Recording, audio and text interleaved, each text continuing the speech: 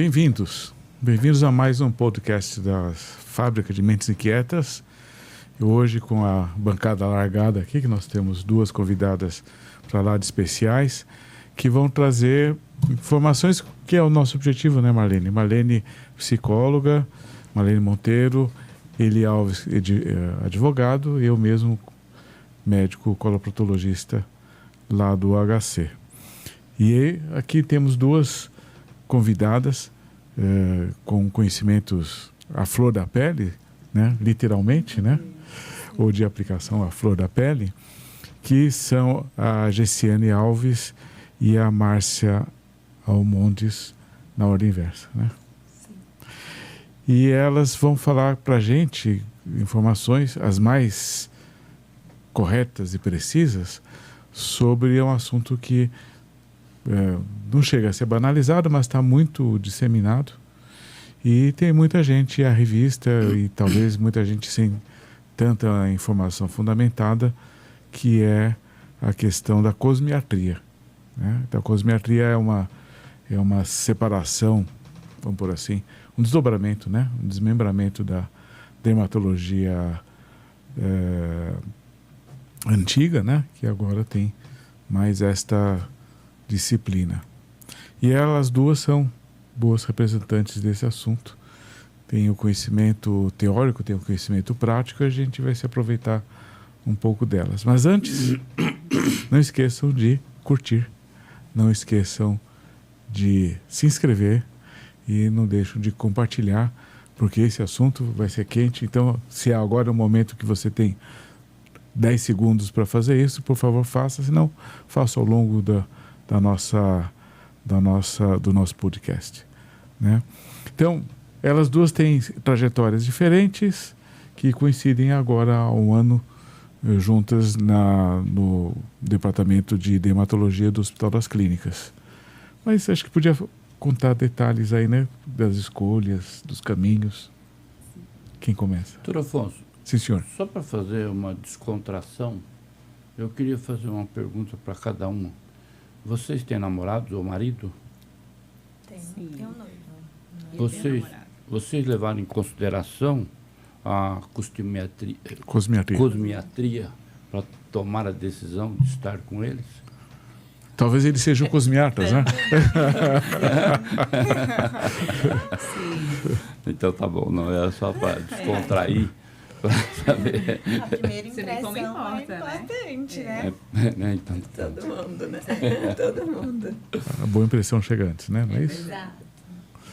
Então, qual das duas começa a contar a história para a gente se deliciar? Falando um pouquinho da minha formação, não é isso? Uhum. Vocês querem? Isso, a trajetória, porque, na verdade, assim, nós médicos temos, normalmente, uma trajetória longa, né? A família, depois a escola fundamental, o ensino médio, depois a faculdade, depois a residência, depois a especialização. E a gente vai tomando decisões no caminho. Exatamente. Como é que foi isso? Porque a gente também fica curioso saber, a gente, eles e nós, ficamos curiosos também em saber como é que é ser médico, como é que é escolher a área de trabalho e onde estão as influências. Sim. Então, vamos lá. Eu tenho 29 anos, tá? Fiz 6 anos de medicina no Piauí, sou natural de lá. Depois fiz mais 3 anos de residência em dermatologia em Campinas. E atualmente estou, né, desde fevereiro no HC da USP, a gente faz um fellow de cosmiatria e laser. Então, assim, a gente sabe que a trajetória do médico é uma trajetória bem árdua, a gente abdica de várias coisas, né?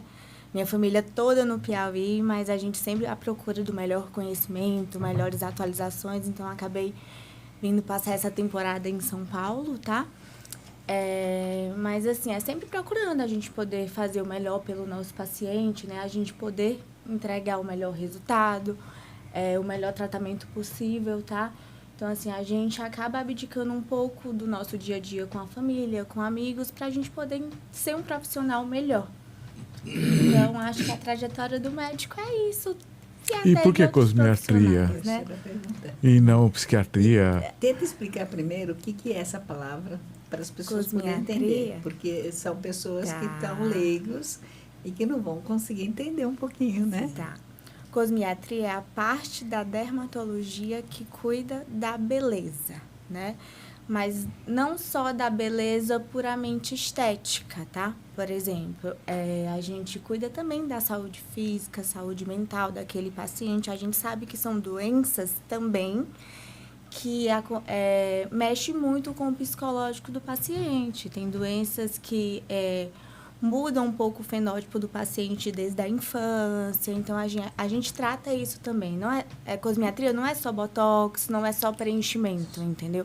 Muitas pessoas associam só a isso, mas é algo que abrange bem mais. A gente aborda muito o paciente que não tem nenhuma doença, né, para melhorar aquele aspecto, melhorar a autoestima, né, com relação aos procedimentos e tudo, mas a gente também trata, por exemplo, lá no HC e na vida comum, muitos pacientes que têm doenças dermatológicas, que têm distúrbios de pigmentação, sim, na base da cosmiatria, para que isso melhore também a autopercepção, né, a segurança em relação à interação social, então, tanto da parte de doença quanto da parte comum mesmo, sem qualquer doença, para a gente melhorar aquele paciente e ele conseguir ter uma qualidade de vida também melhor, baseado nisso.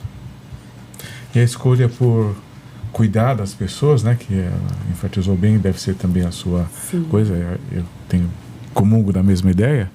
É uma coisa que veio da família ou você, ao longo da sua vida, que foi direcionando para cuidado, assistência das pessoas? Assim, do meu ponto de vista, né, eu sempre fui uma pessoa que gostava, assim, quando eu era menor, eu gostava muito de beleza, eu gostava muito desse universo, né, gostava muito de admirar as coisas artísticas, então eu percebi ao longo do meu crescimento e também gostava muito da parte de cuidar, né, de servir. Então eu encontrei na medicina essa possibilidade de exercer o cuidado e também associar com as coisas que eu gostava, né, e a dermatologia uniu, assim, tudo que eu gostaria de ser resolutiva, de se aproximar um pouco da beleza, de servir.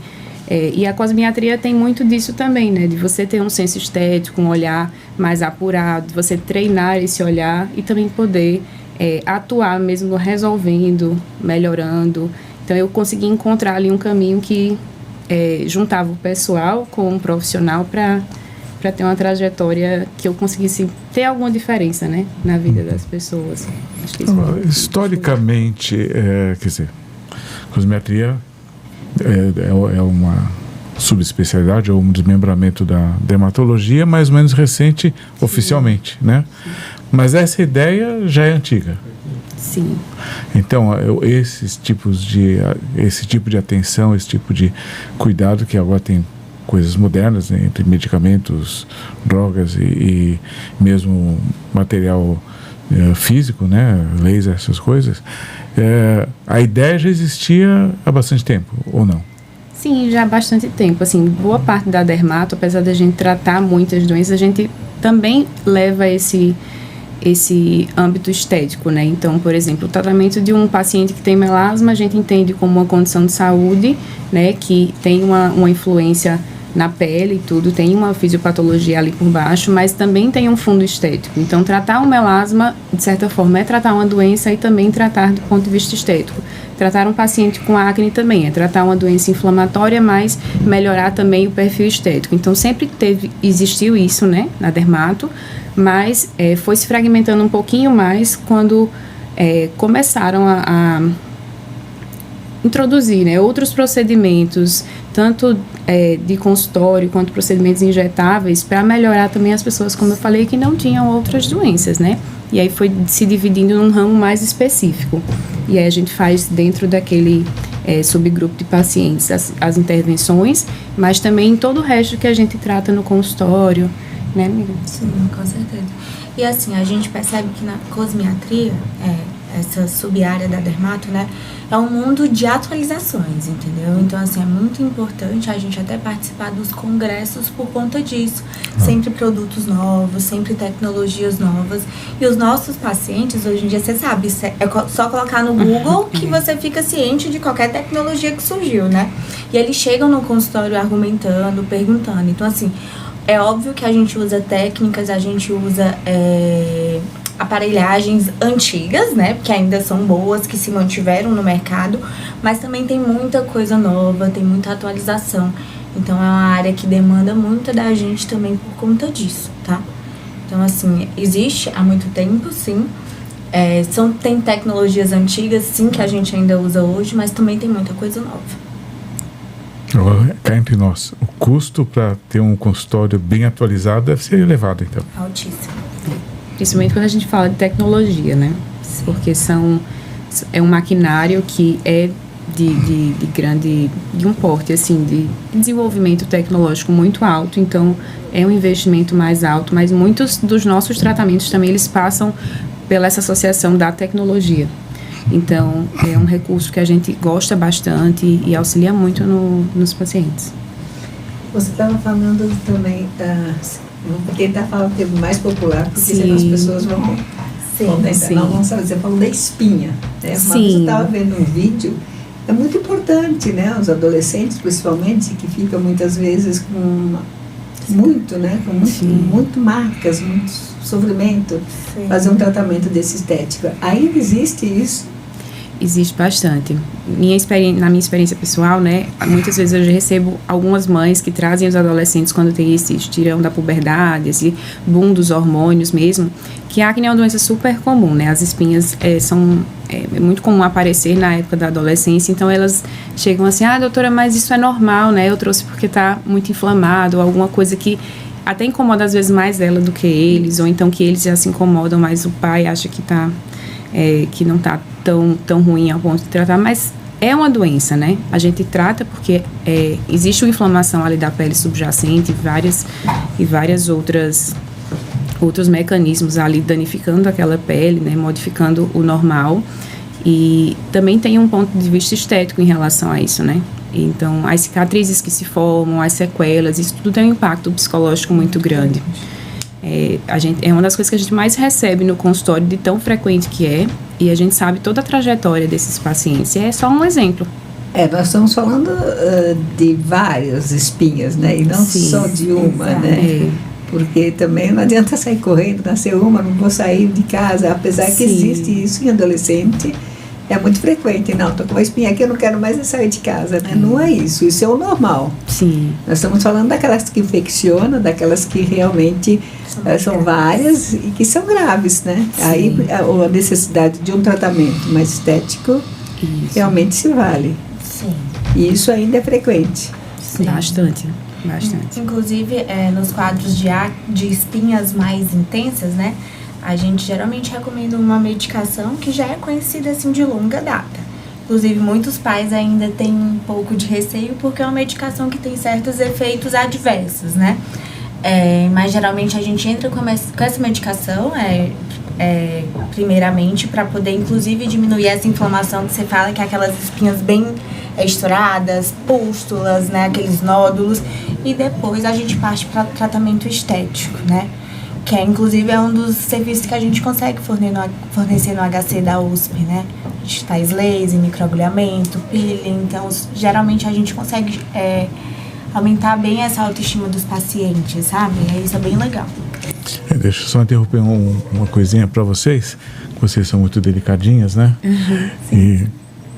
Mas o microfone ele é pouco sensível, então precisa falar um pouquinho mais próximo, por favor. Tá bem. Eu vou aproximar aqui um pouquinho. E o melasma? Explica um pouquinho o que é. O melasma é uma condição multifatorial, na verdade, né? Um distúrbio de pigmentação. É muito comum nas mulheres, principalmente na fase mais adulta. Geralmente ele acontece muito depois do período gravídico, porque a gente também tem essas alterações hormonais influentes ali, mas a gente tem uma fisiopatologia que é a base da doença, né? Por que ela ocorre, como ela ocorre, muito complexa. Então, existe um contexto vascular, onde existe alteração da formação dos vasos, existe alteração do pigmento da pele, existe também um dano do envelhecimento do sol. Tudo isso gera uma predisposição a acontecerem aquelas manchas. E aí pode ser um melasma na face, né? Muito comum nessa região aqui da bochecha, mas pode acontecer também no corpo. Então, e é uma doença super desafiadora. É crônica, a gente tem tratamento, mas é uma doença que impacta muito a autoestima de muitas mulheres. Mas a gente tem como tratar, tem como controlar, e é muito frequente assim, no consultório. É uma das demandas mais mais procuradas, né? E isso daí é propício em mulher ou em homem também? Acontece, mas numa frequência bem menor. Bem mais comum na mulher. Ou bem mais comum na mulher. Menos? Não. É mais comum Existe também uma influência dos hormônios na fase da idade fértil. Então, como o homem não tem esses hormônios do estrógeno e progesterona mais intensos, né, existe uma produção muito pequena, assim como existe a testosterona na mulher, mas existe uma influência também desses hormônios na pele. E aí, por isso que é mais frequente no público feminino. Mas existe também em homens. Por isso que na gravidez é tão frequente, né? Porque a gente tem aquele boom hormonal. Então, tem muitas mulheres que, inclusive, desencadeiam melasma pós-gravidez, né? Em tese, poderia aparecer nos homens no tratamento hormonal alternativo para câncer de próstata. Se eu não me engano, tem alguns casos ali. Pode Sim, também. Que aí inibe a testosterona, né? Que tem o análogo à progesterona, que é usado como ablação química, né? Então, nessas doenças, o que é doença, que é considerado doença, vocês fazem todo tratamento de estética, né? Sim. Existe outras doenças para terminar as doenças, para depois entrar realmente na própria estética mesmo? Aquelas pessoas que vão procurar porque quer ficar mexendo nos lábios, mexendo nos olhos, mexendo na pele. Por exemplo, lá no HC, onde a gente faz a nossa especialização, né, a gente atende muitos pacientes com sinais mais extensos na região da face, que a gente chama de nevos, né? Pode acontecer no rosto, nas costas, as alterações vasculares, que dão aqueles tumores vasculares mais intensos. Tudo isso também são doenças dermatológicas que a gente consegue tratar com o uso dos lasers, com o uso dos injetáveis. A própria rosácea, que é uma doença inflamatória muito parecida com a acne, também é uma doença que a gente tem tratamento estético que ajuda bastante, além do medicamentoso. Mas quando a gente fala, por exemplo, paciente que não tem doença, é aquele paciente que sofre de uma flacidez, das rugas próprias do envelhecimento, que vai procurar por um motivo de melhora. Mas, assim, a gente tem várias doenças dentro da dermatologia, que tanto os injetáveis quanto os procedimentos, mesmo sem tecnologia, e os próprios lasers ajudam a gente nos sinais, nas doenças, algumas doenças bolhosas, algumas doenças inflamatórias, como psoríase, a rosácea, O próprio vitiligo. o vitiligo. Esclerodermia. Isso. É uma gama muito grande de doenças, mas existe o grupo das doenças e o grupo dos pacientes que estão dentro do normal ali, mas que procuram a cosmiatria também. Que querem só retardar um pouco o processo do envelhecimento, né? Do envelhecimento ou modificações? Então, geralmente a gente vai mais pela via de retardar o processo do envelhecimento. Mas existem procedimentos, sim, que a pessoa pode mudar completamente a sua fisionomia. Porque a febre hoje está muito grande, Sim. né? Todo mundo mudando realmente o rosto, fazendo várias outras coisas. Como que é isso, né? Não como vocês fazem, mas assim, de repente a pessoa fica numa ansiedade, numa angústia tão grande de querer mudar, vai e procura qualquer profissionais, né? Quais os riscos, o que acontece, qual a preocupação maior de vocês como médica, como, sabe, dermatologista e que fazem todo esse caminho, né? De especialização, de conduções. Assim, existe realmente um anseio muito grande, né? Uma demanda muito grande por parte de alguns pacientes em querer ser sempre jovem. Essa é a questão, né? Mas ser sempre jovem no ponto de vista de, às vezes, querer alterações que vão além do que a medicina até a gente consegue oferecer com segurança, né? A gente sabe que hoje em dia o nosso maior problema, inclusive, são alguns profissionais não tão bem preparados, tá? Que utilizam até mesmo de algumas substâncias que a gente sabe que hoje em dia não são recomendadas, né? Então, assim, dependendo do perfil do paciente, do perfil do profissional, isso realmente pode dar bem ruim, né? Então, assim, geralmente a gente sempre preza por fazer algo com mais segurança, algo com produtos que estão bem estabelecidos no mercado, com produtos que geralmente não demandam tantos efeitos colaterais, porque a gente sabe que qualquer procedimento, né, pode ter seus riscos, sim, tá? Mas, assim, geralmente diante de um profissional bem preparado, um paciente que você conseguiu alinhar bem as expectativas durante a consulta, a gente consegue entregar resultados bons e resultados seguros, né, que eu acho que é o mais importante, tá? Mas, assim, hoje em dia é uma realidade bem difícil. Quando chega um paciente, por exemplo, pra mim, no meu consultório, falando, doutora, às vezes eles até mostram foto de alguma pessoa famosa. Doutora, eu quero ficar assim. Ou então eu quero ficar com o olho assim, com o nariz assim, com a boca assim, enfim. Então, acho que depende muito do perfil profissional. Eu já falo a verdade pro meu paciente, olha, não tem como eu lhe deixar assim, não é algo que é seguro para você. Isso tá além do que a gente pode fazer aqui no consultório. Então, assim, eu alinho bem as expectativas, só que o que ocorre às vezes, ele não vai ouvir a opinião de um outro profissional, né? Então, assim, a gente tem que ter aquela conversa bem sincera com o paciente. Bem acolhedora, né? Eu acho que um dos principais pontos, assim, importantes de talvez até disseminar para a população é o momento ideal de você fazer uma boa escolha é escolher um bom profissional. Não importa se você está querendo a tecnologia mais recente, o produto mais caro, a combinação de tratamentos que o artista fez, porque escolher um bom profissional, eu acho que é uma decisão extremamente importante, porque é ele que vai dizer sim e vai dizer não para você muitas vezes, porque nem sempre cabe o que você quer, o que você imagina, né? Sim, o não é frustrante, né? Porque a pessoa espera e cria uma expectativa muito grande, né? Mas às vezes a gente fala o não agora, ou ainda não, num sentido de prevenir, né? De segurança, ou de que aquele tratamento ou aquele momento da fase da vida não é o momento ideal de fazer um preenchimento, de fazer um tratamento mais agressivo, uma cirurgia ou qualquer outro tipo de procedimento. Então, acho que escolher o profissional, confiar no senso estético, confiar na capacitação técnica também daquele profissional, é o principal, é o passo inicial. Então, depois ali é de estabelecer uma relação de segurança, de confiança e seguir. Bom, podemos dizer que a cosmiatria, a grosso modo, seria o estudo da beleza humana. Pergunto o seguinte: quando se fala nisso, na atividade propriamente de vocês, a especialização, nós estamos falando de um objetivo que é a beleza que o paciente procura. Isso está incluída na atividade também a questão da cirurgia plástica? É bem variável. Alguns dermatologistas têm capacitação técnica e desenvolvem essa habilidade de fazer cirurgias do ponto de vista estético também, como os liftings faciais, né? E entre outras, dentro do rosto e às vezes até corporal para isso. Mas é uma interface muito tênue entre a dermatologia num perfil mais cirúrgico e a cirurgia plástica.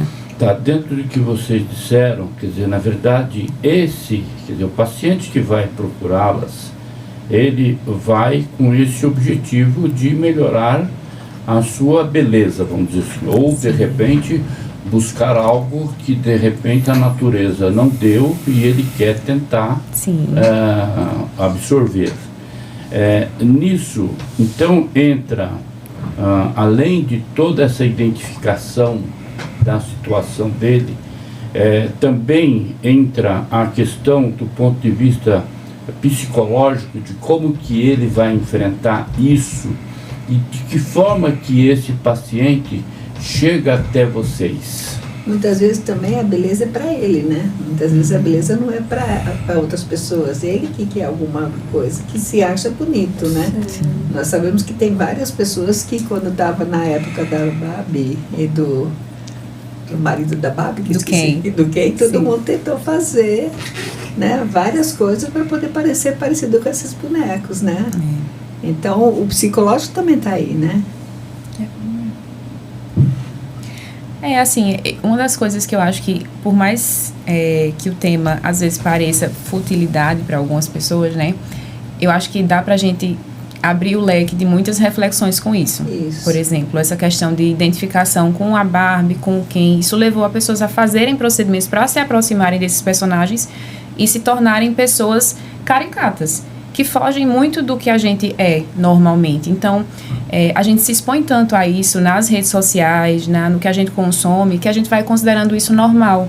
Então, às vezes, a gente consegue, muitas vezes, com a cosmiatria, melhorar o que o paciente pode não ter. Por exemplo, se você tiver um lábio que você não acha bonito ou que não é proporcional para o seu rosto, isso é algo que a gente consegue melhorar, mas desfigurar ao ponto de você se aproximar, como Márcia falou, de um artista, de um personagem, isso é muito além do que a gente considera normal.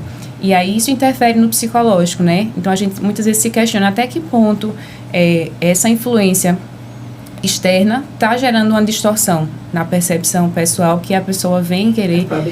Pois é. E isso gera uma angústia muito grande. E às vezes a gente se submete a procedimentos que podem gerar um dano assim, psicológico ainda maior. Então, você fugir do normal, do que é para aquela idade, para aquele perfil masculino ou feminino de paciente, isso também pode gerar um sofrimento psicológico. Até as próprias complicações que qualquer procedimento estético ou cirúrgico tem, isso o paciente tem que estar ciente para conseguir enfrentar. Então, essa influência psicológica de tudo que envolve a beleza é muito ampla. A gente pode discutir isso, assim, é muito pano para manga, né, para discutir. E essas influências, assim, até nas crianças hoje em dia, isso chega muito para a gente. Agora, né? Tem idade, eu ia continuar ainda na linha da minha primeira pergunta, que é o seguinte, quer dizer, e qual é o índice, assim, não de maneira precisa, de aceitação depois de passar por vocês como profissionais, de se aceitar ou, de repente, ir buscar um outro profissional que venha orientá-lo dentro daquela expectativa? Quer falar? Índice. Não, uma referência, mais ou menos, porque no seguinte sentido, porque, a rigor, vocês como profissionais, tá? Depois de longo tempo de estudo, tanta dedicação, tanto sacrifício, evidentemente também tem o lado econômico financeiro, tá? Quer dizer, na medida em que a pessoa vem e vocês verificam que ela não tem condições de chegar naquilo que ela quer, tá? Isso é importante para vocês convencê-la de que ela poderá fazer, mas que não chegará naquele objetivo dela, tá? Essas pessoas, quando elas vão contratar vocês, elas assinam algum tipo de documento com relação à responsabilidade dela pela opção que ela está fazendo? Aí eu estou falando mais do campo jurídico, tá? Sim. Quer dizer, porque na realidade o que a gente vê, sobretudo nas manchetes das policiais, e que dá muito ibope, né?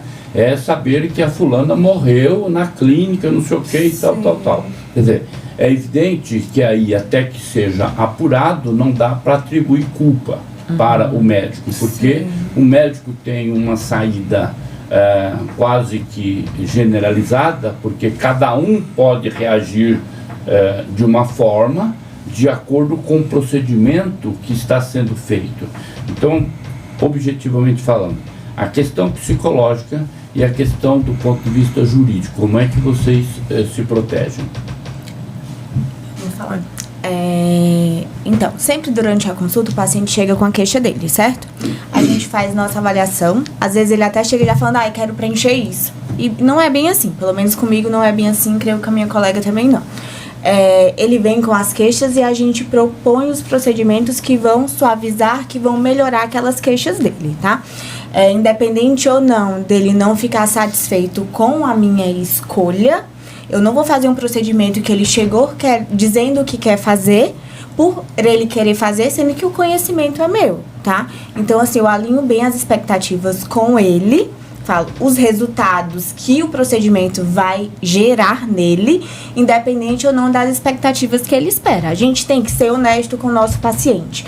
Inclusive, tem no termo dizendo que o resultado de qualquer procedimento, igual qualquer cirurgia médica, ele é indivíduo dependente, tá? Inclusive, questão de riscos durante o procedimento. Qualquer cirurgia tem risco. Você vai tirar uma vesícula, tem os riscos. O paciente pode morrer numa mesa cirúrgica porque tirou uma vesícula. Uma cirurgia ambulatorial, tá? O paciente pode ter uma anafilaxia, uma alergia grave, algum preenchimento que a gente vai fazer. E isso tem que estar bem descrito no nosso termo. A gente tem que conversar com o paciente sobre isso. E a gente tem que trabalhar em lugar que dê segurança pra gente, em lugar que tem estrutura. Reação alérgica grave, eu preciso de uma adrenalina, eu preciso ter material para fazer os primeiros socorros, tá? Então, assim, são coisas que a gente tem que alinhar com o paciente. Paciente com expectativas irreais, infelizmente, são pacientes que trazem dor de cabeça, porque a gente nunca vai chegar naquele resultado que ele quer, entendeu? E a gente também nunca vai ser um profissional totalmente satisfeito, tá? Então, assim, tem que alinhar as expectativas, tem que falar os riscos dos procedimentos que ele tá propondo, que ele chegou pra gente falando que quer fazer. E tentar ser, ter uma relação médico-paciente boa pra ver se ele, né, vai de acordo com as condutas médicas mais adequadas pro caso. Certo. Hoje em dia tem muita internacionalização dos pacientes, né? Não digo os nossos aqui, que a nossa estética, tanto da cosmiatria quanto da cirurgia plástica, são considerados bastante elaborados no mundo. Mas só para fazer um exercício, né? Então tem tem gente que vai para a Turquia, que vai para o Sudeste Asiático para fazer seus procedimentos estéticos e eventualmente cirurgia plástica. E sempre tem, não os daqui, né? Vão mais dos Estados Unidos, alguns do sul da Europa. Mas aí eu pergunto, a estética, o senso estético, a beleza, ela é região dependente, né? É muito cultural. É cultural. Então vocês são representantes da nossa cultura e avaliam o efeito dos procedimentos estéticos e a expectativa das pessoas que vão até vocês de acordo com o senso estético nosso local, né? Que é uma miscigenação bastante heterogênea, né? Então, se a gente fosse no país nórdico, todos são iguais, né? Estou exagerando, claro, mas segue um padrão muito mais restrito, e nós temos um padrão um pouco mais alargado aqui. Então, vocês, da onde que vocês trazem o sentido estético? Da experiência pessoal? Existe uma fonte de informação? Existe cursos de estética, não exatamente de procedimentos estéticos, mas de parâmetros estéticos ou de avaliações estéticas? Vocês têm isso no currículo? Vocês buscam isso? É muito interessante isso que você falou, assim, porque a gente se pensar cada país, como é o seu padrão de beleza, reconhecer a maioria das pessoas, como é mais ou menos a média, né, de você ver como as pessoas se apresentam, se elas optam por mais intervenção ou não. Esses dias eu estava conversando com minha irmã sobre o perfil europeu, né, porque a gente muitas vezes vê eles mais naturais do que o que a gente tem. Então, o Brasil, ele tem uma demanda muito alta de pacientes que procuram procedimentos estéticos, e aí o boom, né, de profissionais que entram nessa área, mas a gente tem sim literatura que a gente estuda, né, o processo de envelhecimento, isso a partir de cada raça, a partir de cada localização, é muito bem documentado também, né? A gente tem a estrutura óssea, a estrutura de gordura, a estrutura da pele, isso muda de sexo, isso muda de raça negra, a etnia mais oriental, a etnia caucasiana. Então, tudo isso a gente tem base para estudar, para avaliar proporções faciais, qualidade de pele, formas de envelhecimento. Isso tudo interfere também em como a gente pode pensar a abordagem de retardar isso. A gente tem que seguir muito o que é daquela própria pessoa. Por isso que é tão individual. Não adianta você trazer uma foto e dizer eu quero ficar com o nariz assim, sendo que o paciente tem uma estrutura mais negroide. Então, são coisas que não casam muito bem com a outra. Tudo bem que ela pode se perceber mais bonita a partir de uma mudança tal, mas às vezes, ao olho dos outros, né, que a gente reconhece um padrão de beleza que pra gente é normal, né, daquela estrutura negroide, daquela estrutura mais oriental, a gente entende que está fora do padrão, né? A gente pode melhorar, mas não modificar ao ponto de trazer esse paciente para algo muito fora do contexto dele. Interessante. A fonte é pessoal, né? Fora esses padrões que vocês conhecem, o restante é apreciação pessoal e conhecimento pessoal da visualização em todas as áreas, tem né? muita base literária de avaliação de proporções de faciais, né? De cada etnia, como eu falei, os processos de envelhecimento. Então, isso guia muito a gente a saber como é o perfil de cada raça, né? O que a gente pode fazer ali para atenuar essas queixas mais estéticas mesmo. Eu queria fazer uma outra pergunta, o seguinte: dentro de uma projeção, de um atendimento de um paciente, vamos admitir, hoje você vai a um dentista e ele, de repente, vai fazer um tratamento odontológico no paciente dele e ele consegue fazer algo para apresentar como que vai ficar, certo? Visualmente. Esse recurso existe ou é utilizado por vocês para dizer, olha, o sujeito quer, ou a pessoa quer o nariz X, ou de repente, olha, eu tenho rugas, etc, tal, quero tirar. Quer dizer, existe alguma possibilidade dele poder se ver no futuro, como é que ele vai ficar em um procedimento acontecendo da maneira que foi planejado? A gente até tem, por exemplo, sabe aqueles filtros do Instagram, alguns aplicativos que mostram como você vai envelhecer? Tá. A gente tem também essas projeções, o pessoal da plástica usa muito, mas a gente, como Márcia falou, tem que falar para o paciente e entender, explicar que é muito individual. Então, se você usar a mesma substância, a mesma dose, mesmo plano de aplicação, dependendo do método que você usar, não quer dizer que vai responder igual. Se você tratar 2 gêmeos, não quer dizer que um vai responder igual ao outro. Tá. A gente pode até projetar, usar resultados comparativos de algum outro paciente ou da gente para mostrar como melhora, mas não tem como garantir resultado. Agora, na sequência, e é o seguinte, porque às vezes a gente vê, sobretudo algumas pessoas públicas, tá, e que elas vão nessa busca de melhorar e fica muito pior do que estava. Tá? Quer dizer, os lábios lá cheios de botox, seja o que for, tal, fica mais com cara de bruxa. Até outro dia, ontem eu ouvi uma piadinha dessa, até foi num dos programas aí humorísticos, em que a filha fala pro filho: poxa vida, onde é que eu vou arrumar maquiagem para ficar uma bruxa? Aí o filho respondeu para ela: mãe, é só tirar a sua máscara. Ou seja, ela já é. Então o que eu estou querendo dizer com isso é que em muitos casos, e por isso está associada a primeira pergunta sobre uma projeção de como vai ficar, porque tem figuras públicas ou mesmo artistas que realmente, se ela ficasse como está e aceitasse a velhice ou o desgaste natural, ela ficaria muito mais receptiva do que ela tentar fazer uma alteração, e aí obviamente fica desproporcional. Então, por isso da minha pergunta nesse sentido, tá? Se tem como se projetar como que ela vai ficar, tá? Porque realmente uma noção real, assim. É uma noção que ela vai ficar assim, olha, se for feito tudo isso, sabe, você não vai ter 2 buracos no nariz, você vai ter um só. Tá? Então, por exemplo, uma coisa ridícula, mas eu estou só para dar uma noção do que eu estou imaginando, entendeu? Quer dizer, então, a rigor, vai um pouco da sorte e da reação do paciente para aquele procedimento.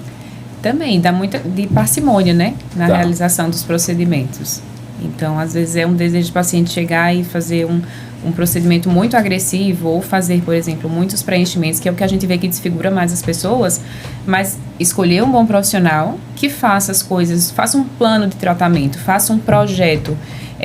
Isso vai se adaptando no envelhecimento da pessoa, não vai transformar você, não vai projetar ao ponto de você ficar caricato, como eu falei. Tentar passar para a pessoa, talvez, que ela não vai ser aquela jovem de 16 anos e de 20 anos. O que pode fazer é dar uma melhorada na pele, melhorar alguns anos, 10 anos, até 15 anos. Mais que isso, é só nascer novamente. É sempre alinhar as expectativas. A expectativa, né? Porque as pessoas esperam um pouco do milagre, né? Vai com uma expectativa e um milagre, realmente. Quem nasceu sem apoio da natureza não tem jeito. Não tem jeito. Mas eu queria fazer uma pergunta, considerando que vocês também atendem no Hospital das Clínicas, e como que é feita a escolha ou a definição desses pacientes que lá chegam com esse tipo de objetivo? Nossos pacientes lá do ambulatório de cosmiatria, eles são encaminhados via SUS mesmo, tá? Então, é pelo próprio sistema do SUS. Tem encaminhamento via UBS, né? Geralmente eles passam até... Da UBS eles vão para algum serviço secundário de dermatologia, então eles já passaram geralmente previamente por um dermatologista, tá? E quando aquele dermatologista ou não consegue resolver, por não ter estrutura, não ter todo aquele suporte que a gente tem no HC, eles encaminham para o serviço terciário. Então a gente absorve os pacientes dessa forma. Tá, entendi. Então, na verdade, mas aí tem que ter uma necessidade de se fazer aquele procedimento. Exatamente. Ele passa por uma consulta de avaliação. Não é, lógico. Evidentemente que a minha pergunta é ingênua. Não é ele escolher ou ele querer fazer tal coisa. O que o particular pode fazer ou tem essa opção, quem vai para a rede pública, evidentemente, só se houver uma necessidade realmente que possa justificar aquele atendimento no HC. Isso. Tá. Mas acho que a necessidade, né, é uma necessidade estética como é no consultório privado. Talvez a linha divisória, né, tomando a palavra de vocês, a linha divisória seja mais alta, né, mas não é só casos de monstros que vão para o HC, né? Não, mas aqueles que também podem estar trazendo dificuldades até sociais, né? Por exemplo, não é que tem toda uma alteração ou transformação no seu rosto, mas que aquele rosto, ou aquela mancha, ou aquela questão está tão forte para o paciente que acaba trazendo algumas alterações sociais também. Sim. É isso? A gente avalia isso também, né? Mas alguém já filtrou antes? Sim. Lá no HC, isso, né? Sim. Particularmente. Sim. E às vezes até alguns pacientes refratários a outros tratamentos, por exemplo, quando a gente trata no ambulatório de laser, pacientes com cicatriz de acne, foram pacientes que já passaram por um tratamento clínico, que já estão na fase de tratamento estético, ou que já fizeram outros tratamentos possíveis, e a gente complementa com algo a mais, né? Então, a gente entra ali no refinamento, vamos dizer assim. Então, são pacientes que... Vocês são a cereja do bolo? A gente recebe também paciente encaminhado das outras especialidades do HC, né? Por exemplo, o paciente teve um AVC, uma paralisia facial, né? E o pessoal da neuro encaminha pra gente poder tratar algum espasmo muscular que tá mexendo muito com aquele paciente, né? Na questão psicológica. Então, a gente faz também essa seleção, entendeu? A gente tem muitos pacientes no ambulatório de laser também que fazem cirurgias para retirada de câncer de pele, colocam outros pedacinhos de pele para reconstruir aquele lugar, e a gente trata com laser para melhora da qualidade daquele enxerto, entre outras, para ficar ainda mais conveniente, né? Vítima de acidentes. Isso, Sim. quando reconstrói. Então, a gente também trata esse tipo de paciente, não é só estética por estética. né? A gente consegue conversar com as outras especialidades também para oferecer o que a gente pode de tratamento para eles. É mais gratificante. Posso fazer uma pergunta e advogando em causa própria? Sim. Tá? Eu estou vendo aqui que a Gisiane é também especialista em doenças dos cabelos, tá? Quer dizer, eu ainda estou me salvando, né? Tem um topete que segura um pouco. Sim. Mas, a rigor, o que significa essa especialização sua em doenças do cabelo. A calvície é uma doença ou é genético? A gente considera como uma doença, não é uma doença que vai ter implicação sistêmica, né? Porque ela é uma doença própria do pelo. Mas tem um fundamento genético, existe uma combinação de genes ali que interferem para isso, uma predisposição pessoal também, mas a gente considera como uma doença e tem tratamento, tem controle, né? Mas a especialização é muito mais um aprofundamento mesmo de uma área que já é vista dentro da dermatologia geral, né? A dermato, ela cuida da pele, dos anexos, cabelo, unha, mucosa, tudo. E quando a gente passa para a área da tricologia, né, ou a área da doença dos cabelos, aí a gente trata de calvície, trata de psoríase no couro cabeludo, de outras doenças inflamatórias que causam até cicatrizes, com perda permanente do cabelo. Então, é um estudo mais aprofundado, tanto do tratamento de uma condição tão comum quanto a calvície, quanto de outras doenças mais raras, que envolvem o couro cabeludo e os pelos do corpo, sobrancelha, barba. Então, a gente se aprofunda um pouco mais naquilo. Mas é quase uma outra subespecialidade, né? A tricologia. É uma outra subespecialidade. É outro mundo. É outro mundo. É outro universo, né? A gente tem vários universos juntos. E na verdade, vocês todos que foram afunilando, né? Para chegar na cosmiatria. Sim. A partir da dermatologia geral, vocês foram afunilando e deu uma desviada da tricologia para ficar na cosmiatria mesmo. Porque eu gosto das duas coisas, aí tem que conciliar, né? Tem que conciliar. Mas dá para trabalhar bem com as duas coisas, né? Não com outros tipos de doença, mas vocês só ficam nessas duas coisas mesmo. Ou vai para também doenças, aquelas doenças contagiosas, aquelas doenças... Não, a gente atende de tudo. De tudo. De tudo. São essencialmente dermatologistas. Isso. Exatamente. Dermato geral, e aí a gente escolheu se aprofundar naquilo que a gente mais gosta, né? Naquilo que a gente considera que tem mais uma habilidade, que existe demanda para isso também. No meu caso foi também a doenças dos cabelos, que era uma área que eu já gostava bastante, e a gente escolheu unânime, né? A cosmiatria também como uma forma de se especializar. Então, se o paciente vier por uma queixa geral, a gente trata como médico, dermatologistas que somos, e se ele quiser alguma coisa do ponto de vista estético, a gente também está ali com o melhor que a gente consegue oferecer para oferecer para ele, para tratar. Houve um crescimento muito grande, né, nesse setor de vocês em termos da beleza, né? Cada vez mais a procura, mas desde que idade a criança procura isso também? A criança procura mais, como até a minha colega Jaciane falou, mas em relação a manchas, né? Por exemplo, tem crianças que têm algumas manchas vasculares desde o nascimento, tá? Então, são coisas que mexem com o desenvolvimento da criança até na escola. A gente recebe muito no HC crianças que estão sofrendo bullying na escola pelos outros coleguinhas por causa de alguma mancha que tem no rosto, alguma mancha que tem nas pernas.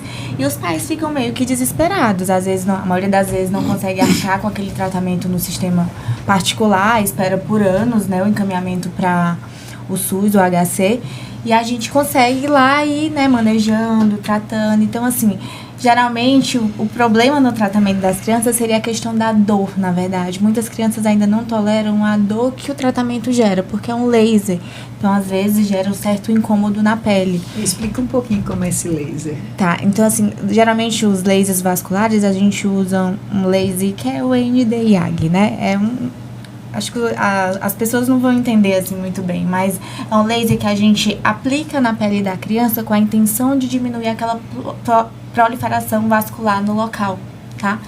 Então, acaba que tem um certo incômodo durante a aplicação, tá? A gente faz uma anestesia tópica, local e tudo, mas tem algumas crianças que não toleram. Então, geralmente, o ponto-chave de iniciar o tratamento é mais a tolerabilidade da criança.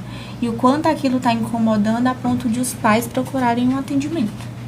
Existe bastante? Muitos. A gente tem vários no HC, várias crianças com essas malformações. E elas aceitam esse tratamento? Elas conseguem fazer?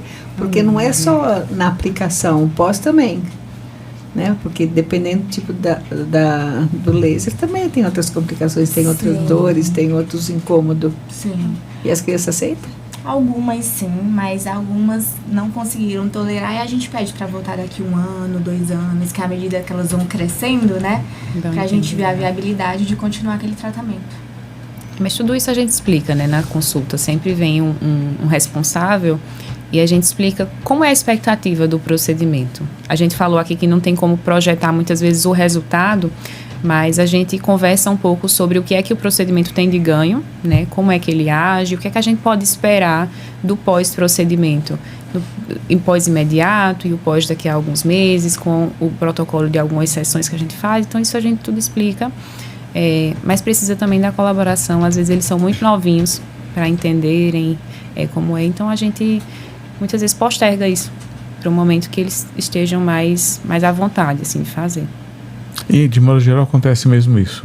O adolescente, quer dizer, ex-criança, depois que se torna adolescente, entra numa fase de melhor tolerância e acabam considerando o tratamento. Isso. E aí o entendimento fica um pouco mais facilitado, né? Entende às vezes que a dor que o calor gerado pelo laser causa no ato do procedimento não é algo persistente, não vai queimar, não vai nada, é mais um tratamento mesmo pontual. E aí depois passa e aí colabora e a gente consegue fazer as sessões subsequentes, mas é muito desse entendimento. Às vezes a criança não está madura o suficiente para ser submetida àquilo. E aí a gente respeita o momento, né? Eventualmente vai para a fase adulta. Sim, a gente tem muitos também que estão nessa fase de tratamento, mas já são adultos. Faz parte. Faz parte. Vocês fazem o quê? Laser? Que mais? Que tipo de procedimentos que é feito no HC? No consultório vocês fazem todos. Faz esse que está na moda? Como que é? Mudança facial? Como que eles chamam? Harmonização. Harmonização, todo mundo fala. No HC também faz, tudo faz lá. Na verdade, a harmonização facial é um termo que as pessoas utilizam como uma forma global, né? De falar sobre vários tipos de procedimento. Não é um procedimento específico. Único, né? Não é. Porque as pessoas dão a sensação de que vai lá, acabou, né? Inclusive, muitos pacientes pensam que a gente não trabalha com harmonização facial. Apesar de eu não gostar muito desse termo. Mas assim... É o que está saindo aí, né? Isso, mas a harmonização engloba preenchimentos, engloba bioestimuladores de colágeno, botox, lasers, tá? Então, assim, não é um procedimento específico. Na verdade, é aquilo que a gente já ressaltou. É questão de procedimentos que retardam o envelhecimento. E isso seria, para mim, seria a melhor denominação e não uma harmonização facial. Qual seria o melhor? Gerenciamento do envelhecimento. Tá. Para mim é melhor do que o termo harmonização facial. Tá. Mas tem pessoas que há uma diferença muito grande, principalmente os artistas, né, que a gente vê, eles fazem de um jeito e daqui a pouco estão de outro totalmente. Sim. Boca, nariz, olhos, testa. Às vezes o que ocorre é uma desarmonização facial, né? Sim, completamente, né? Exato. A gente prefere usar outros termos, como a Márcia falou, assim, né? Porque, como eu falei, a gente considera muito essa parcimônia em relação à realização dos procedimentos. E eu acho que a gente trabalha com essa programação dos procedimentos. A gente prefere não fazer tudo de uma vez, até porque muitas vezes existe a fase de adaptação, existe a resposta que precisa de alguns meses, né? Para a gente avaliar esse resultado. Então, a gente vai fazendo programações, né? Não é... Eu sempre falo com os meus pacientes em específico que quando a gente precisa, tem muitas queixas ou tem muitos procedimentos para fazer, a gente tem uma maratona ali. Então, a gente não precisa correr como uma corrida de 100 metros. A gente vai entendendo que é um caminho longo e a gente vai fazendo passo por passo, né? Então, isso é escolher a pessoa que vai entender qual é o primeiro passo, qual é o segundo passo, às vezes o de mais impacto, às vezes o que o paciente consegue arcar, às vezes o que ele consegue tolerar do ponto de vista de efeito colateral naquele momento, é o que faz a gente escolher. São muitas variáveis, mas a gente sempre vai passo por passo, né? Isso é importante, né? Tem que fazer passo por passo, não tentar fazer 2 ou 3 procedimentos no mesmo dia. É porque quando a gente faz essa harmonização facial, que a pessoa faz tudo de uma vez, isso gera um impacto muito maior, né? Sim. E aí, mas eu acho que é importante a gente entender o contrário, entender que a sutileza de fazer passo por passo é o que não vai gerar desfiguração. Então, você vai fazendo... A gente sempre entende que a cosmiatria pode agir nesses pacientes que estão querendo melhorar como uma forma de você falar assim, você está bonita, o que foi que você fez, né? O que será que você fez? Então, esse é a nossa gratificação. É você ficar mais jovem, mais bonita, mais confiante, né? Isso impactar na sua autoestima como um todo e ninguém saber o que você fez, né? Você ficar questionando, o outro ficar questionando. Não é para você entender, poxa, a pessoa tá diferente, virou outra pessoa, mas parece que é isso que as pessoas querem, né? É essa surpresa ou esse impacto, né? Nossa, já fez harmonização? Quer dizer, dá uma sensação de poder também, né? De status, né? Conseguir financeiramente uma coisa assim é muito caro. E aí entra também o que eu acho que é importante a gente se desligar desse conceito de viver das aparências. Isso. Né? Porque a gente hoje se expõe tanto às pessoas que ostentam esse status, essa condição que pode ser por meios materiais ou até de investimento de procedimentos, e a gente acha que aquilo é um conceito de poder, né? Que as pessoas almejam aquilo. Então, se desvincular disso, de que isso quer dizer que você é poderoso, é bonito, enfim. Às vezes é a gente desconstruir isso que está sendo construído na nossa mentalidade, se reacostumar a outras coisas mais naturais, mais processuais, porque é assim que a natureza é. A gente não vira uma pessoa da noite para o dia.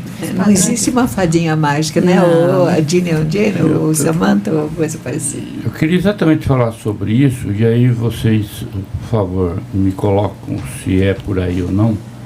Mas, na realidade, eu tenho a impressão que o sujeito que, de repente, vou dar um exemplo simplório, mas que é muito usado, o sujeito que usa peruca, é visível que ele está usando peruca, tá?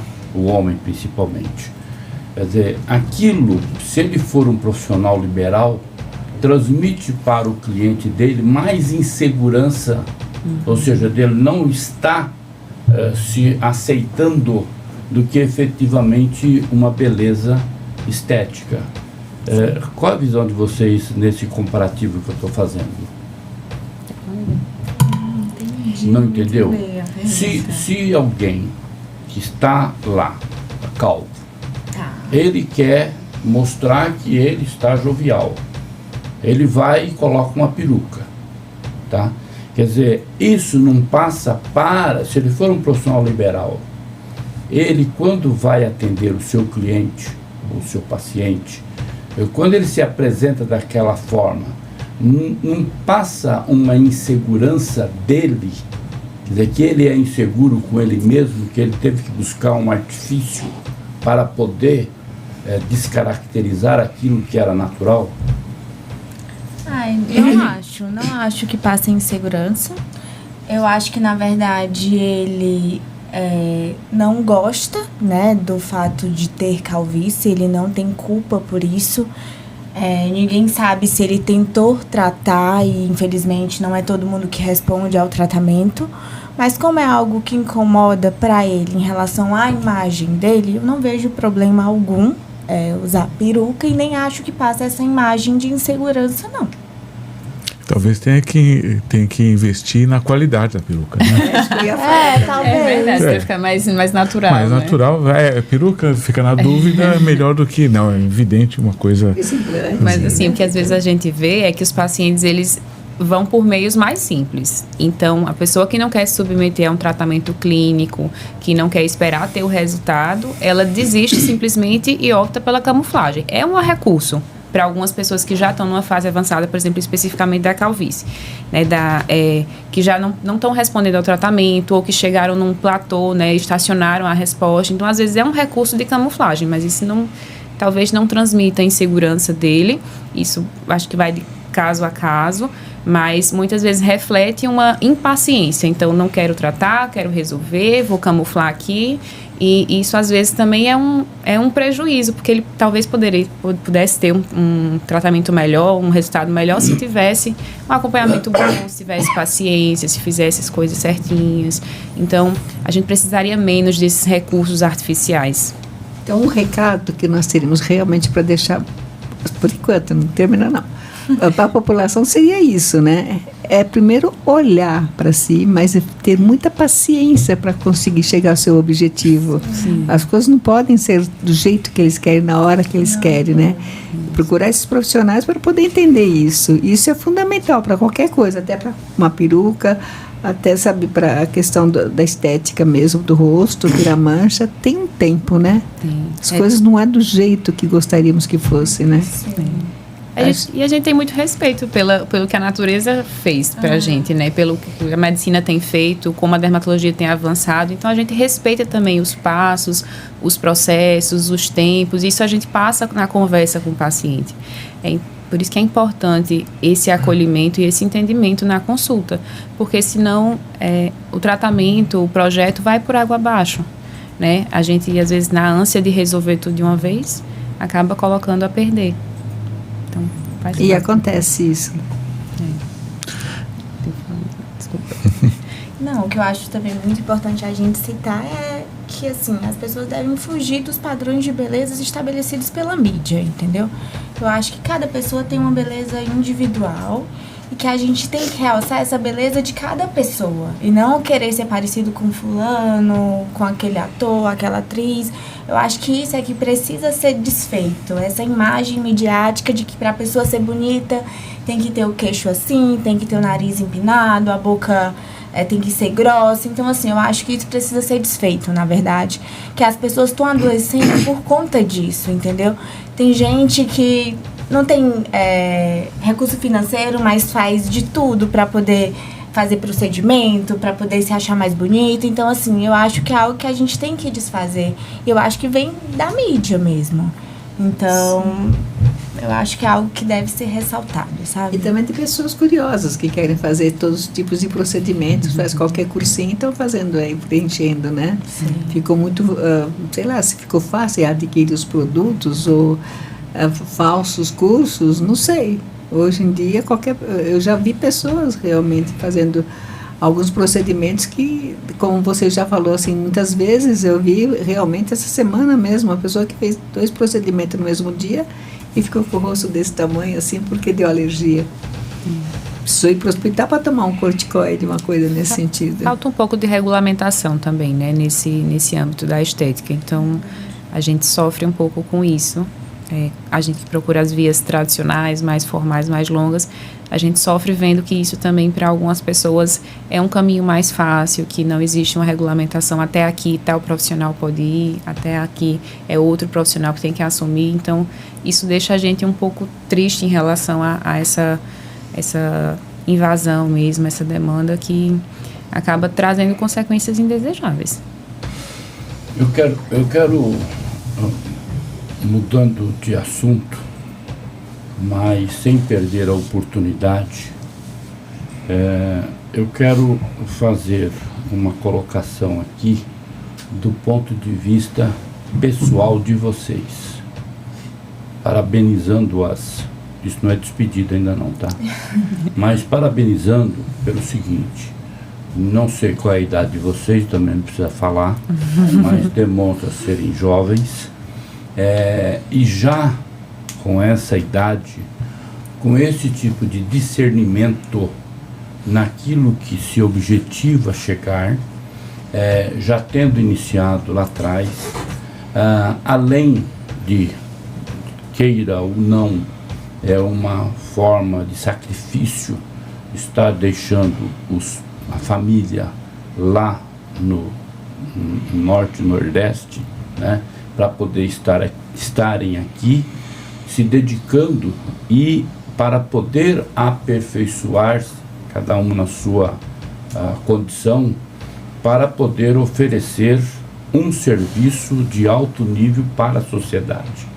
Então, nesse aspecto, é que eu queria aproveitar para poder ressaltar isso, porque realmente a sociedade, de uma maneira geral, a gente percebe que nem só nessa questão da formação do profissional, mas também na utilização do profissional, que nós estamos discutindo aqui, é mais imediatista. Então, estar à frente de 2 profissionais com esse tipo de preocupação e de conscientização é extremamente importante poder estar ressaltando isso, porque é isso que a sociedade precisa. Por quê? Porque para poder abrir um consultório, fazer uma propaganda falsa e poder trazer o paciente para uma arapuca, tá? Quer dizer, realmente isso é o que muitos fazem, e que eu acho que a questão da regulamentação, ela é importante e necessária para os maus profissionais, porque os bons profissionais, eles não precisam de regulamentação, porque eles já têm a conscientização deles do que é certo e do que é errado. E isso, obviamente, vai depender do seu conceito e daquilo que ele tem como formação para poder saber o que é certo e o que é errado, para poder realmente ter ou não ter o paciente. Mas era esse registro que eu queria aproveitar para poder estar fazendo a vocês. O caminhar, né? Porque eles foram longos anos caminhando, né? Sabendo o que queria. Você falou desde criança, desde pequena, né? Mas com o objetivo certo, que não vem de imediato. Eu acho que a estética todo mundo tem que entender isso. Que, sabe, envelhecer não é que também assim, agora quero ficar nova de um dia para o outro, que está acontecendo, né? Tomar muito cuidado mesmo, né? Muito cuidado. A gente pode fazer só uma reflexão em termos do objetivo de vocês falaram muitas vezes, que é retardar o envelhecimento, ou os sinais de envelhecimento, ou as características do envelhecimento, que é um objetivo de longo prazo, né? A nossa sociedade hoje está pensando no máximo até hoje à noite, né? Hoje é sexta, né? No máximo hoje à noite. E vocês têm uma proposta, quer dizer, a proposta técnica que vocês têm na verdade, é um trabalho talvez com um efeito no curto, mas o objetivo maior é no médio e longo prazo, né? Retardar é o médio prazo. Instantaneamente, para quem não está nesse processo, ele vai fazer uma diferença, né? Como a Marlene falou, 10, 15 anos menos, mas isso é o primeiro momento, né? E depois a manutenção, né? Que é o que eu acho que vocês propõem. Na manutenção é que se vai conseguir o retardamento ou o alongamento do período mais jovial das pessoas. Fiz uma consideração correta? Sim. E mesmo porque, né, Afonso, o mundo mudou mesmo, né? As pessoas mais idosas estão ficando cada vez mais ativas também, né? Trabalhando, fazendo uma série de outras coisas. E seria bom que, né, sempre ter realmente um rosto melhor para poder fazer é autoestima, né? É autoestima. Então, sim, mas que faça com consciência, né? Mas uma coisa cultural, né? Como ela já assinalava. É uma coisa cultural, sim. Né? Sem da nossa terra, né? Se a gente for pegar alguns países na Europa, o envelhecimento é o natural e pronto, né? Sim. No máximo uma limpezinha aqui e ali. E nada para retardar, né? Ou ter uma evidência de retardamento. Aqui a gente está querendo que todo mundo fique jovem para sempre. Então, agora eu quero fazer uma pergunta no seguinte sentido. Esse retardamento dos efeitos da velhice, ele também tem um prazo de validade. Certo? Quer dizer, alguém que de repente, por exemplo, coloca um silicone, tá? É evidente que isso tem um tempo de validade, que chega um determinado momento tem que trocá-lo. Tá? Assim como essa eu estou falando da harmonização facial, agentes de preenchimento, isso, coisas. Quer dizer, isso daí é igual você entrar num apartamento recém-construído e recém-decorado. Tudo que você olha está bonito. Agora, daqui 10 anos, você tem que trocar aqueles móveis, porque eles ficaram antiquados, já se desgastaram. Então, quer dizer, no que diz respeito ao corpo humano, quer dizer, as reações também virão. Então, quer dizer, a pessoa tem que ter consciência de que aquilo que ela está fazendo é algo que vai ter um impacto de imediato, se tudo sair positivo, mas ela vai ter que ter essa preocupação de um acompanhamento para poder ter essa manutenção. É isso? Sim. A gente faz como a Gessiane até já comentou, a gente faz um protocolo de tratamento. Então, assim, não é a pessoa vai fazer preenchimento aqui, bioestimulador aqui, pronto. Vai ficar, esse tratamento é definitivo, vai ficar pelo resto da vida assim. Não é isso. A gente faz uma continuidade, tá? Por exemplo, o paciente vai anualmente, a gente faz o protocolo de tratamento de acordo com as queixas dele. Ano que vem ele volta, a gente já vê, o que está te incomodando agora? Pode ser que não sejam os mesmos procedimentos que a gente indicou previamente. Certo. Então, as queixas vão mudando com o tempo, os procedimentos vão mudando com o tempo. Geralmente, a gente não trabalha com procedimentos definitivos injetáveis, né? Então, assim, são coisas que têm prazo de validade, tá? Até mesmo quando o paciente quer, doutora, quero fazer algo que dure mais tempo.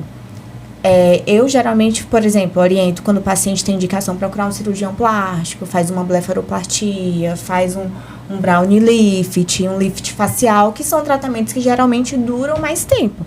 Só que tem toda aquela questão do risco cirúrgico, né, em relação ao risco de um procedimento injetável. Então, assim, a gente alinha as expectativas, como a gente já falou várias vezes aqui, mas é sempre aquela continuidade no tratamento, tá? Ele vai ter que voltar várias vezes. Você já me respondeu, então, a pergunta que eu ia te fazer a próxima. Então, existe diferença, assim, de tratamentos, mas também, se a pessoa tem um outro tipo de doença que não pode fazer esse tratamento, é só o cirúrgico que impede de alguma coisa, ou esses injetáveis também impede? A pergunta foi se a pessoa tem alguma doença, algum problema de saúde, se poderia ter contraindicação a injetáveis. Tem, sim. A maioria dos injetáveis, eles geram reações inflamatórias no corpo, certo? Então, assim, pacientes com doenças autoimunes, doenças em atividade, geralmente a gente não orienta a fazer esses procedimentos, tá? Até mesmo porque podem reativar alguma doença já pré-existente. Então, tem toda essa avaliação, tem toda uma anamnese. A gente pergunta se o paciente já fez cirurgia, se tem alguma comorbidade, se está usando imunossupressor, às vezes está usando corticoide.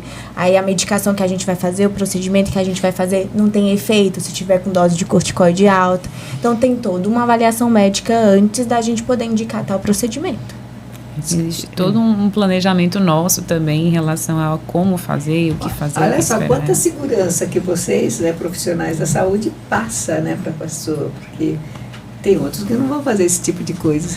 Essa anamnese, isso daí que é importante. Exatamente isso, quer dizer, de repente a pessoa quer fazer um procedimento desse, ir lá no médico que cobra R$1.500, evidentemente que vai fazer...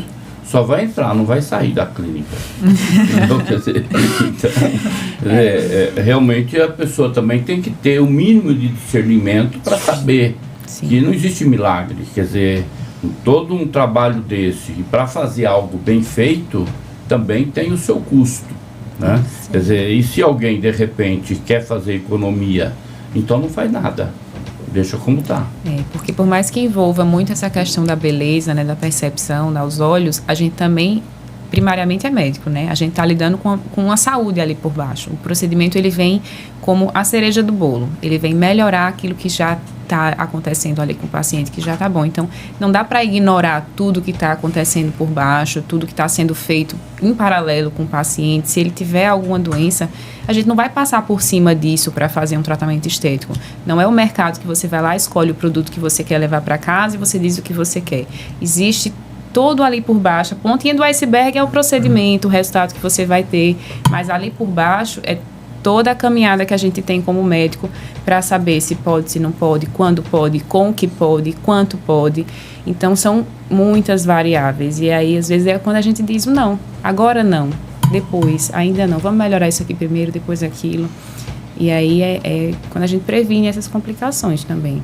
E daí também vai duelo de confiança que consegue ser estabelecido entre o paciente e o profissional. Com certeza. Porque se realmente não houver isso, ele gostando ou não gostando, ele não vai se aventurar em fazer se ele não tiver essa empatia direta, né? Mas como em todas as áreas profissionais, tem os que são um pouco mais ousados ou que são um pouco mais conservadores, né? Então essa gama existe, né? Claro, não é uma faixa larga, mas ele existe, e aí existe a individualidade também do profissional, né? E acho que o profissional precisa estar oferecendo uma situação de segurança, né? E acho que isso sempre está pairando no ar na relação de vocês com os seus pacientes. Aliás, todos os médicos, a questão da segurança, o quanto vale o risco pelo benefício que pode ser obtido, né? E na estética a gente reduz ao mínimo o risco, né? Para tentar maximizar o efeito, né? Isso, exatamente. É um ponto que a gente leva muito em consideração, né? Segurança. É o que norteia muito das nossas escolhas, né? Muitos dos nossos projetos de tratamento para os pacientes. O quanto isso é seguro, o quanto vai ter de benefícios com mínimo risco. Que é um princípio básico da medicina, né? Primeiro, não fazer o mal. Então, isso é o mínimo que a gente pode fazer. Se respaldar em segurança. Para vocês, qual seria realmente o melhor tratamento que vocês mais gostam de fazer? Assim, cada um, individual. Porque tem vários tipos, né? Você não está falando, você gosta do cabelo, mas também tem outros, né? Tem o laser que vocês estão falando, tem o peeling, tem várias coisas, né? Qual que te dá mais prazer e que você vê mais resultado? Eu particularmente gosto muito da toxina botulínica, que é o famoso Botox, né? É o Botox. Eu acho que é uma forma de você... Como é que é o nome científico? Toxina botulínica. Ele tá meio desconfiado. Não pede para eu repetir que eu não vou conseguir. Desculpa, pode falar. Eu acho que é uma forma de você fazer um embelezamento, nas minhas palavras, um embelezamento natural, tá? Então, assim, acho que é um procedimento que não é tão invasivo, é um procedimento que com pouco tempo, umas 2 semanas, você já começa a ver certo resultado, é um procedimento que você repete, tipo, a cada 6, 8 meses, a depender muito do indivíduo. Então, assim, por exemplo, fiz uma toxina botulínica, não gostei. Eu tenho uma opção de não fazer de novo e tudo bem, que daqui a 4, 5 meses não vai ter mais nada, entendeu? Então, assim, é um procedimento que eu particularmente gosto muito de iniciar com ele. Obviamente, quando a queixa da paciente é, por exemplo, questão de rugas, sabe? Então, é o meu procedimento preferido. Acho que o meu também. Essa também? E o Botox, a toxina botulínica, né, a gente usa para muitas outras condições. Então, além da modulação da musculatura, que é o processo mesmo do que a gente quer, né, para evitar aquelas rugas, a gente melhora a qualidade de pele, a gente melhora a vascularização, melhora a sudorese, melhora a oleosidade da pele. Então, assim, é um recurso multifuncional. Ele tem a interface com o pessoal da neuro, que você falou. Com certeza, de correção de assimetria facial, né, de até de enxaqueca, de bruxismo. Muda a vida mesmo de alguns pacientes. E como vocês dominam essa tecnologia para a pele ou para esses músculos adjacentes à pele, vocês podem, por extensão, no centro especializado, usar em outras áreas também, né? Claro. Isso, com certeza. Então, e quem faz a aplicação de Botox tem que fazer a revisão em que período? Qual é a periodicidade? Geralmente a gente faz a aplicação e pede para o paciente voltar dentro de um prazo de 2 a 3 semanas para a gente poder reavaliar. Porque o que acontece? Às vezes pode ainda ficar alguma ruga residual, né? Falando em tratamento de ruga. Tá. Pode ficar alguma ruga residual, ou pode ficar alguma assimetria, por exemplo, uma sobrancelha mais alta que a outra. Então a gente pede para ele voltar nesse período para a gente reavaliar e para ver se precisa fazer algum retoque. E depois disso, uma vez aprovado, vamos dizer assim, na visão de vocês, e depois qual é a periodicidade de revisão disso? É individual, só para atrapalhar o preço dele. Desculpe. Na verdade, o efeito da toxina, ele é bem individual, igual o seu colega posicionou. Porque varia muito de indivíduo para indivíduo. Por exemplo, tem gente que usa mais, tem mais expressão facial. Então, acaba tendo um desgaste mais rápido da toxina com o tempo. Tem gente que malha muito, então tem o desgaste maior com o tempo. Tem alguns medicamentos que interferem com a durabilidade da toxina botulínica. Então, tudo isso é um fator individual. Mas a gente geralmente orienta o paciente que dura de 4 a 6 meses a aplicação. E assim, você faz a reaplicação mais ou menos 2 vezes ao ano, né? Você faz a aplicação da toxina botulínica. E não sei se é verdadeiro. Dizem que tem que começar bem cedo, que quanto mais cedo você começar, mais você tem a possibilidade de manter a pele com Botox mais tempo. É isso? É verdadeiro? Assim, existe um limite também, né? A gente opta por fazer o Botox, começar a fazer quando já existe alguma formação dessas rugas mais dinâmicas, que a gente fala, que é quando a gente começa a fazer as expressões faciais e começa a marcar a pele. Então, assim, não é tão quanto mais cedo. Às vezes vem muito as meninas mais adolescentes, né, com 18, 16 anos, querendo fazer Botox preventivo, baby Botox, que o pessoal fala, mas às vezes ainda nem começou a fazer essas rugas na contração muscular. Então, ali por volta dos 24, 25, quando a gente começa a perder colágeno, essa sustentação da pele, é que começa a aparecer essas ruguinhas, né? Mas isso é bem variável também, de pessoa para pessoa. Então, tem pessoas mais expressivas que começam a fazer um pouco antes, e aí só a cada avaliação que a gente vai saber quando é interessante começar. Mas, obviamente, quanto mais precoce dentro do processo de envelhecimento já iniciado, a gente começar melhor, porque aí a gente evita essa marcação da pele, principalmente nas contrações. A pele fica mais lisinha ao longo do tempo, pode ser que o Botox dure mais, a gente consegue gerenciar o envelhecimento melhor.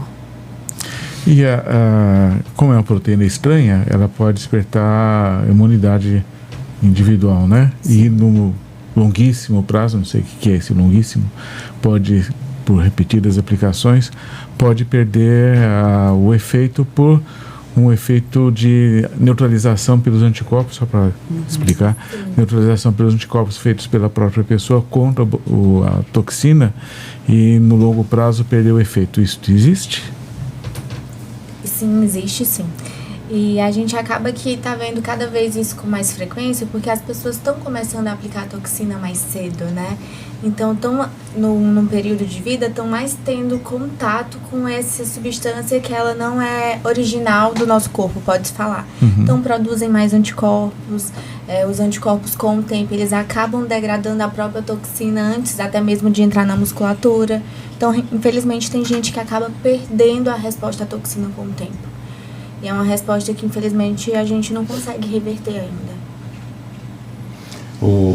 Só para poder também descontrair um pouquinho, você percebe que na prática o corporativo médico é ativo, né? Você viu que eu fiz a pergunta, ele já interferiu para poder dar uma diretriz para vocês. Você se referiu a mim como colega dele, mas eu não sou. Eu sou advogado. Não, mas nós somos colegas de bancada. Você não pode menosprezar essa situação. Mas eu ainda complementar. Tá? Eu não sou colega de profissão, mas de uma grande consideração, de amizade, então está superado tudo. Mais uma pergunta, né? Então quer dizer que realmente os mais adolescentes não podem estar usando realmente Botox? Não tem nem necessidade às vezes. É muito da avaliação de cada pessoa. Geralmente, por exemplo, a musculatura do homem é mais forte do que a musculatura da mulher. Então, ali por volta dos 20 e poucos anos, talvez o homem já comece a marcar mais a pele. Aí seria interessante começar. Mas a gente vê que para a mulher isso é um pouquinho mais tardio. Para o homem pode ser mais cedo? Pode ser. Depende muito da contração de cada pessoa. Por isso que é muito individual. E a cor da pele tem significado? Em relação ao envelhecimento, a gente sabe que os pacientes de pele negra, eles tendem a envelhecer um pouco mais tardiamente, né? Então, eles formam rugas um pouco mais tarde. E tem esse benefício aí das pessoas de pele negra. Então, às vezes a gente não sente tanta necessidade nos pacientes mais jovens. Tanto é que a gente recebe muitos pacientes negros, né, amiga, lá no ambulatório. E aí a gente pergunta a idade sempre na conversa e a gente às vezes se surpreende, né? Porque são pessoas que já têm uma raça que envelhece um pouco mais, uma etnia que envelhece um pouco mais tardiamente, e são pessoas que já têm esse cuidado mais frequente, então já fizeram algum tratamento, já estão voltando para fazer. Então a gente percebe isso também. E os orientais também? Desculpe. Pode ser. Os orientais e a raça branca, eles envelhecem um pouquinho mais rápido.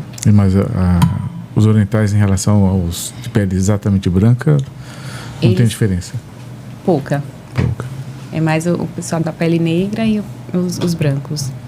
e os asiáticos. Quando você perguntou, por exemplo, mas os adolescentes então não podem fazer toxina botulínica. A gente está falando da toxina botulínica para uso estético, né? Uso estético, sim. Isso, porque assim, tem muitos adolescentes que a gente trata hiperidrose, tá? Hiperidrose axilar, hiperidrose palmar, plantar.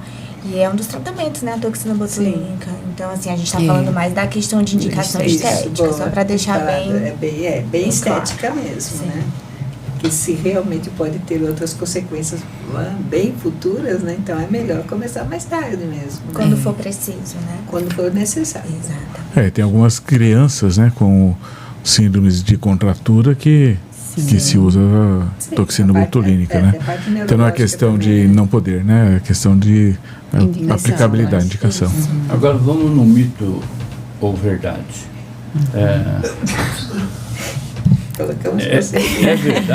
É verdade que tomar banho ou lavar o rosto em água fria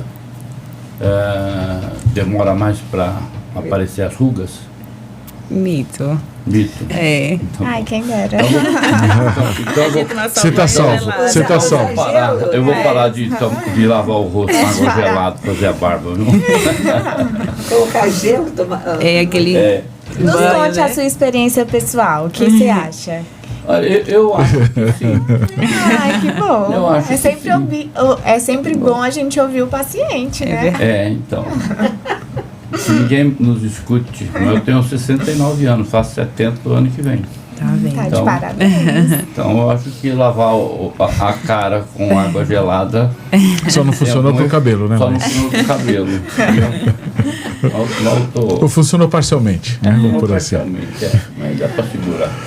Já que está no momento de descontração, por favor, não deixe de dar o seu like, fazer a inscrição no nosso canal e compartilhar com os amigos, porque está valendo a pena conhecer todas essas informações, então vamos passar para os nossos amigos, para os nossos parentes.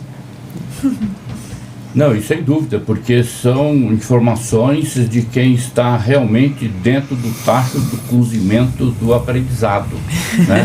Então, tá tudo aflorando, né?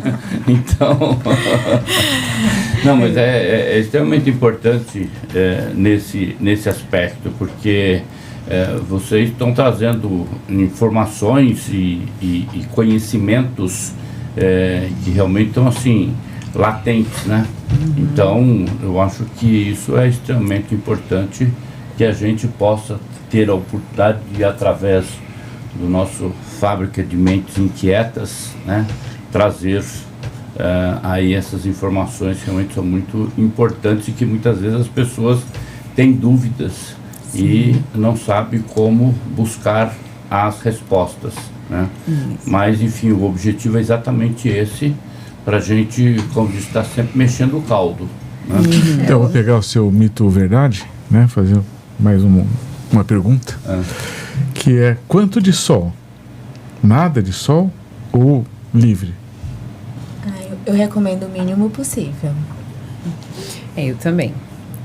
Assim, o sol, ele causa muitos danos para a pele, a gente já sabe disso, né? E então eu sempre falo para os meus pacientes, não precisa viver na bolha, principalmente para quem tem melasma, né? Porque o sol é um dos fatores que piora bastante, mas a gente pode se expor, pode curtir, pode aproveitar a vida numa praia, numa confraternização, num momento especial, mas sempre com proteção. Então, não precisa a gente se fechar naquilo, mas a gente pode expandir a ideia, mas sempre com segurança. Você falou da proteção. Não deve se restringir, mas também não deve abusar. Deixar. Também tem horário, né? O horário também eu acho que é fundamental, né? Não se expor no sol maior, né? Que meio-dia, né? Que eu acho que é maior dano, né? Maior dano. Mas você estava falando também da proteção, né? A proteção, fazer a proteção antes, né? Com vários cremes. Tem específico para cada pele? Tem, né? Porque, assim, na verdade, o que acontece são diferenças até na questão de veículo, né? Do protetor solar. Tem veículos, por exemplo, em gel, que são melhores para pessoas que fazem atividade física, porque eles fixam mais na pele, tá? Tem algumas formulações, por exemplo, para para mais paciente com pele oleosa, que são mais adequados para paciente com pele oleosa. Tem aqueles protetores solares que são adequados para criança. Então, assim, depende muito da questão do veículo, do seu tipo de pele e também a questão da idade, tá? Então, assim, são as orientações e restrições que a gente tem no mercado. Quanto mais velha, o fator é maior. Não necessariamente, assim, a gente leva muito em relação à cor da pele, por exemplo, né? E também a condição de exposição ao sol de cada pessoa. Tem pessoas que trabalham em escritório, tem pessoas que trabalham na praia, tem pessoas que precisam de uma proteção mais alta para conseguir passar mais tempo ali protegidos, mas a influência da cor da pele, da idade e dos outros tratamentos que a gente institui para o paciente, isso tudo leva a gente a escolher um tipo de creme ou o tipo de veículo, na verdade, né? Que é como aquele produto está sendo entregue, se é num veículo que tem mais água, se tem mais óleo, então isso ajuda a escolher melhor. Uma curiosidade minha, Sim. Eu vi que tem protetor solar 99, existe isso? Existe. Quanto mais alto o FPS, né, mais protege também, mas a diferença entre um fator de proteção, por exemplo, 30, 50, 90 de taxa de radiação é um pouco menor. Então, o 30 ele protege muito bem. Mas óbvio que existe a quantidade de aplicação, as reaplicações, né, a prática de atividade física, ao ambiente que você está exposto, que pode, por banho, suor, tirar o protetor solar mais rapidamente. Então, muitas vezes, a gente até aumenta um pouco essa prescrição do fator de proteção para cobrir um pouco mais o paciente, né? Mais prolongado. Isso. Os adolescentes gostam de estar queimadinho, né? Na minha época era para usar vários tipos de óleo Johnson com não sei o que, óleo Johnson, ou outras coisas mais na pele, Coca-Cola. Minha sogra usava óleo diesel. No Piauí as pessoas usavam óleo de peroba. Então. Mas eu recebo alguns pacientes. Eu era da época que a gente passava Coca-Cola, ia pro sol, se bronzear. Mas assim, cada vez mais eu percebo que os pacientes estão mais conscientes em relação ao protetor solar, viu? Sim. Bom, né? Então, assim, até mesmo os jovens, adolescentes. Então, assim, eu acho que é algo que a gente tem ganhando muito espaço. Que bom. Isso é porque a informação circula, né? Então tem muitas décadas. Isso é a importância da informação mesmo, que né? o hábito de usar protetor solar vem sendo batido muito na tecla de gente incentivar, orientar o uso, quantidade, reaplicação. Então, quanto mais a gente incentiva e leva essa informação, né, mais isso vai introjetando nas pessoas aquele hábito. Por isso que é importante a gente disseminar informação de qualidade. Né? Isso. Para evitar esse câncer de pele. Você sabe que realmente isso que você disse, da conscientização das pessoas, isso você vê até no meio rural. Sim. As pessoas utilizando o protetor solar exatamente em função de uma conscientização. Sim. Do chapéu, daquelas toucas que cobrem o pescoço e tal. Quer dizer, então, existe um pouco de conscientização, outro até por constar em determinadas normas coletivas, tá, esse tipo de exigência. Então, quer dizer, o sujeito vai se conscientizando e ao mesmo tempo também as normas de proteção ao trabalhador também vai ao encontro disso. Sim. Então isso acaba facilitando por um lado, né? E o bronzeamento artificial é seguro? A faixa de ultravioleta que usa é realmente segura? O bronzeamento artificial, aquele de máquina, a gente não recomenda de forma alguma. Não recomenda, não é seguro. É um feixe de luz que pode sim gerar câncer de pele, tá? Então, assim, não é recomendável. E se falar, bom, agora eu gosto de números, né? Não se percebe muito aqui, mas o fator ultravioleta, acima de quanto que a gente precisa obrigatoriamente usar proteção? Ou abaixo de quanto a gente pode não usar? A gente recomenda no mínimo 30 mesmo, tá? Não, eu tô falando do fator ultravioleta. O fator ultravioleta? Excelente. Que vai de 0 a 12. Sim. Quando já tá... Assim, a gente sempre indica proteção, né? Quando tá em torno de 4 até 6, já é importante acima de que 4. A gente use. Porque geralmente, dependendo da cidade também, né? Às vezes existem momentos da manhã ou do final da tarde que mesmo que não esteja tão quente e o fator de ultravioleta já esteja bem alto.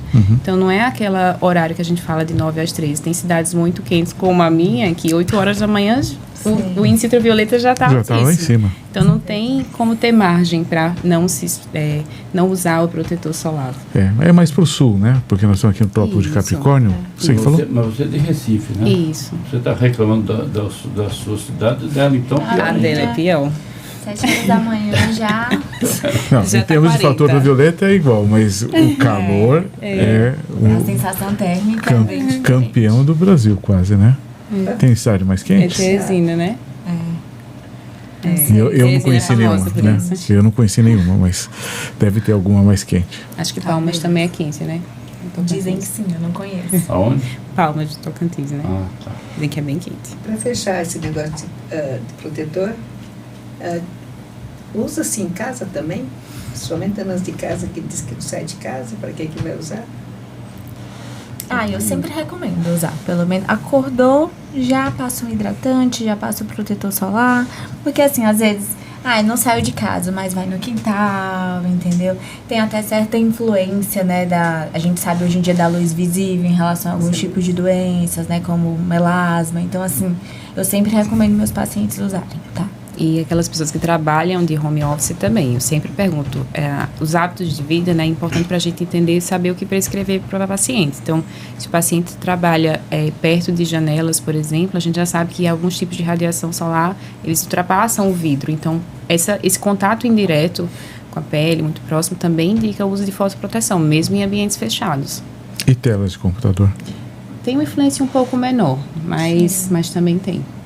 A luz artificial, né, a luz azul dos dispositivos eletrônicos também. Tanta coisa. Quer dizer, nós estamos bombardeados de todos os lados. Eu devo ter um pouco de pele de negro Não, é misturado, misturado com de português e japonês. Não sei se tem. Estou satisfeita. Acho que cobrimos uma ampla gama de coisas, né? Eu perguntaria, tem alguma coisa que vocês gostariam de dizer que não foi uma dito? mensagem. Uma mensagem ou algum ponto que a gente não perguntou que vocês estariam ansiosas em dizer? Não sei, acho que o que a gente conversou foi bem claro, né? Assim, a gente conseguiu transmitir uma informação importante sobre o que envolve esse universo da beleza e das nossas intervenções como médicas mesmo, né? E eu acho que é importante essa informação, essa disseminação de informação correta, a gente conseguir ocupar um espaço que vem sendo ocupado por informações falsas, por algumas pessoas que até se aventuram num ambiente que pode não ser tão seguro. Então, a gente tem o dever de transmitir isso. Assim falou Gessiane Alves, né? Ao lado da Márcia Almondes, né? Aqui a nossa bancada, trazendo estas informações precisas e preciosas, né?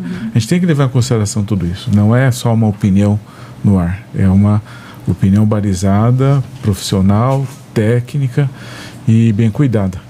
Então, vamos disseminar isso, compartilhar, inscrever no canal e dar os likes. Instagram delas? O meu Instagram é o meu próprio nome, @GCNAlves, com 2 S e 2 N's, que é difícil o meu nome. E a Márcia? O meu é @marcialmondes.dermatologia. Então o acesso direto a ela já pode ser estabelecido, mas não deixe de divulgar esse vídeo, porque ele tem informações preciosas reunidas de uma forma que a gente não costuma ver na rede. Por favor, obrigado. Obrigada, gente. Obrigada, foi um prazer estar com você. Foi ótimo, tá? Nós que agradecemos e parabéns a vocês. Viu? Muito obrigada. Foi um prazer. Atinge nossos objetivos. Maravilha.